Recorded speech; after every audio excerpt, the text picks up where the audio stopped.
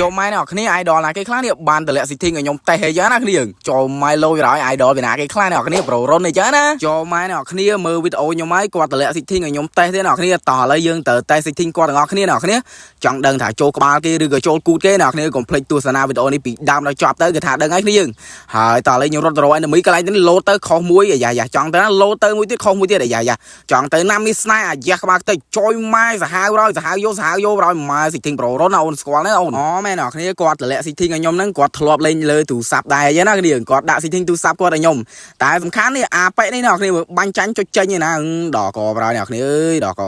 ហើយអ្នកគ្នាប្រហែលជាឆ្ងល់ដែរដែលឮសលេងខ្ញុំនៅនេះចឹងណាហើយនេះដែរគឺជា TikTok ថ្មីខ្ញុំអញ្ចឹងណាគ្នា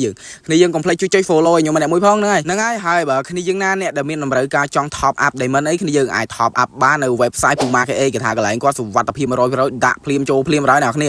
ហើយសម្រាប់ link website គាត់គេថានៅក្រោម profile TikTok ខ្ញុំអ្នកគ្នាកុំភ្លេចទៅជួយដាក់ម្នាក់មួយផងហើយតោះឥឡូវយើងមកមើល gameplay របស់យើងបន្តទៀតចង់ដឹងថាស៊ីធីងនឹងច្បាស់អត់អ្នកគ្នាហើយអាកន្លែងទីនេះដែរយពេលនេះដាក់ខ្ញុំចិត្តងាប់អ្នកគ្នាអាកន្លែងនេះខ្ញុំឈោចាំលោតមកអាយ៉ាក្បាលតិច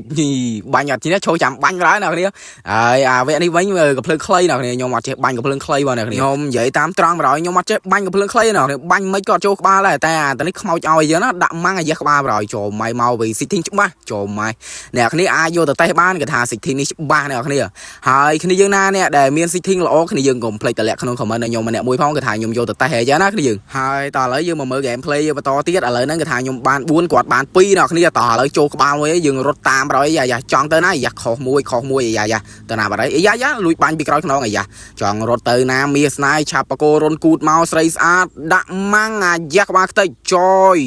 សាហាវរយស៊ីធីងនេះអ្នកគ្នាចូលម៉ៃគ្នាយើងអាចយកទៅតេស្តបានអ្នកគ្នាហ្នឹងហើយវីដេអូខ្ញុំក៏មានតែប៉ុណ្្នឹងដែរចង់និយាយថាអែមរយស៊ីធីងនេះ